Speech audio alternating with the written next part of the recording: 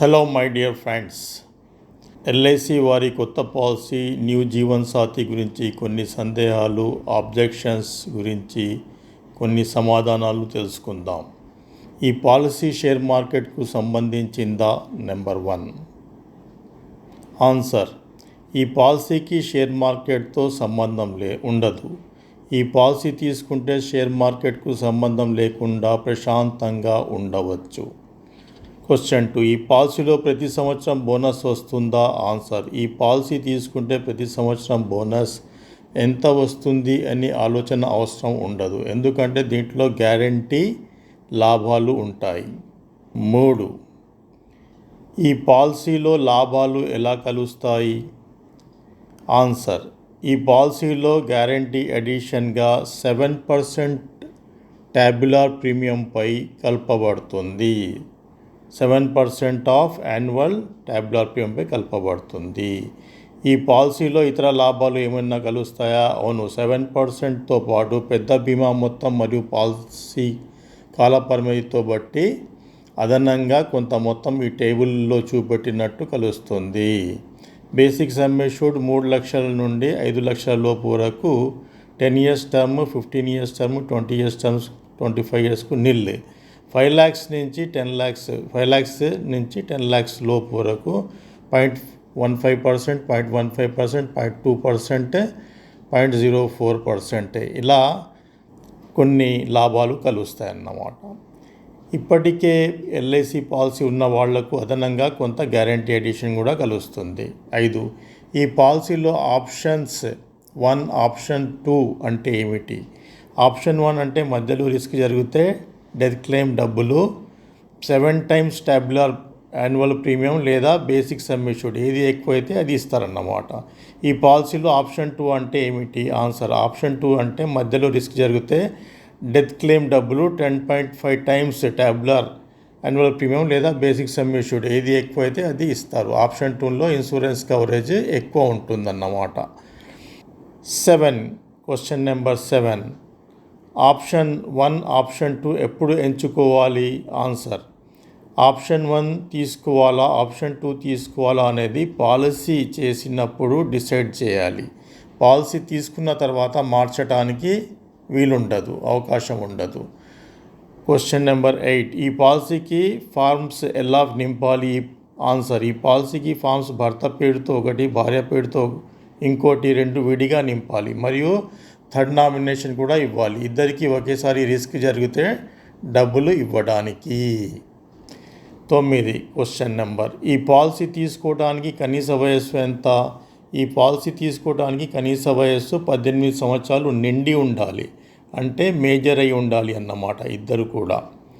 ఈ పాలసీలో 10వ క్వశ్చన్. ఈ పాలసీలో కనీస బీమా మొత్తం ఎంత? గరిష్ట బీమా మొత్తం ఎంత? ఆన్సర్: ఈ పాలసీలో కనీస బీమా మొత్తం 3 లక్షలు. ఆ పైన ఎక్కువ తీసుకోదలుచుకుంటే 10,000తో బీమా మొత్తాన్ని కలపాలి, అంటే 3,10,000, 3,20,000, 3,30,000 అలా.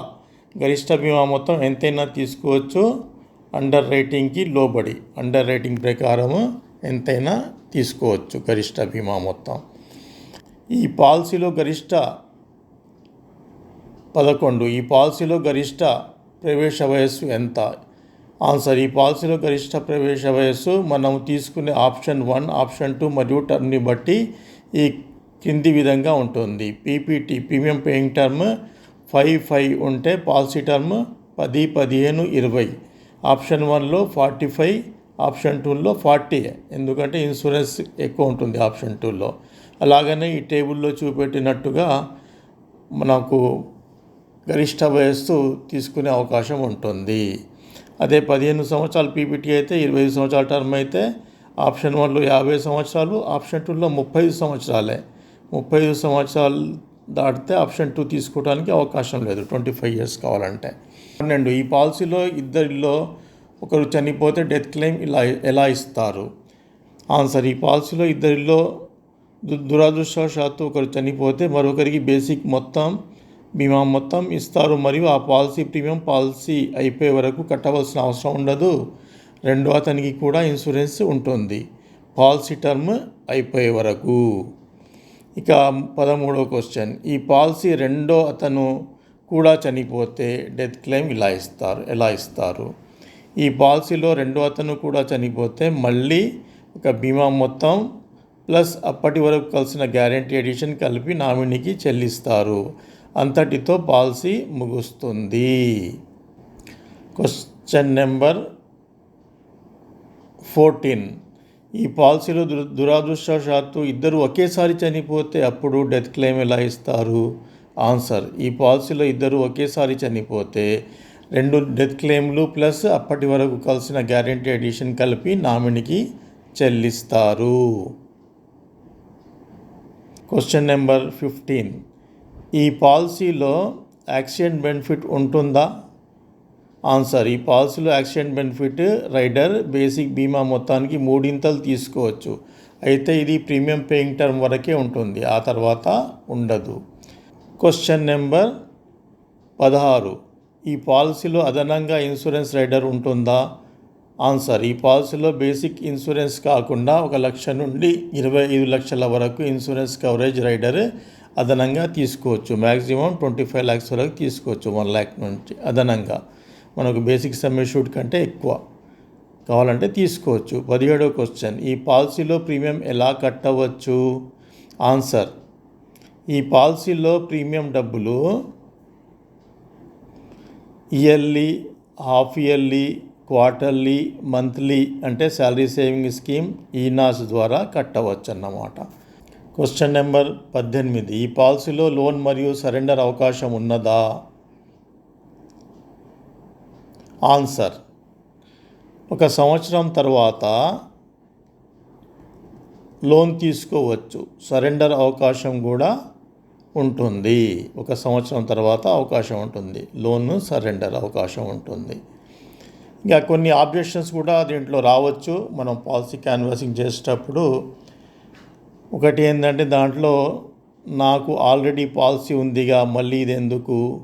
ఆన్సర్: కరెక్టే సార్, కానీ ఈ పాలసీలో ఒకే ప్రీమియంతో భార్యాభర్తకు ఇన్సూరెన్స్ ఉంటుంది, కుటుంబానికి తోడు నీడగా ఉంటుంది అని మనం కన్విన్స్ చేయవచ్చు.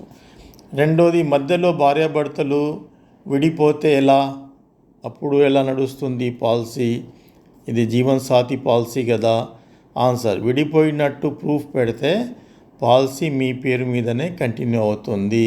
మీకే మెచ్యూరిటీ అమౌంట్ వస్తుంది, మీకే ఇన్సూరెన్స్ కవరేజ్ ఉంటుంది.